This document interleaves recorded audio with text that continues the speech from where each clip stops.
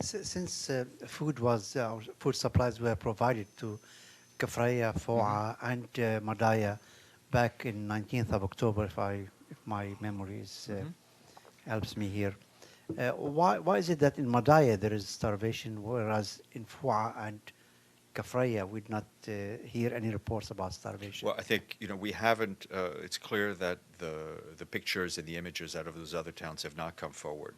It's important for us to get there and be able to see firsthand what has happened. As I've said before, one convoy doesn't solve the problem. Just because you had a convoy in October doesn't mean that by January people still have food. They don't. It's clear.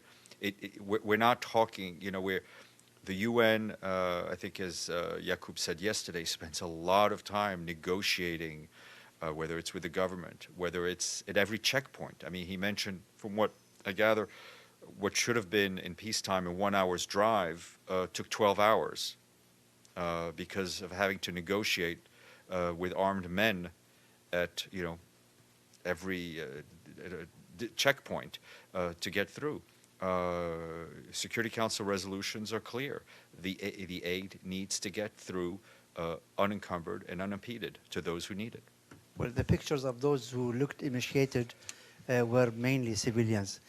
Were there any similar pictures, I mean, from the people who went into Madaya, of armed groups who were fighting in the city? Do they suffer from the same starvation like the civilians? I can't tell you what the status is of those who are fighting for armed groups. What is clear is that we need to keep the focus on the more than 4.5 million Syrians who are living in either hard-to-reach or besieged town, and the 400,000 who are living in Deir ez-Zor, Darya, Foa, and Kfarya.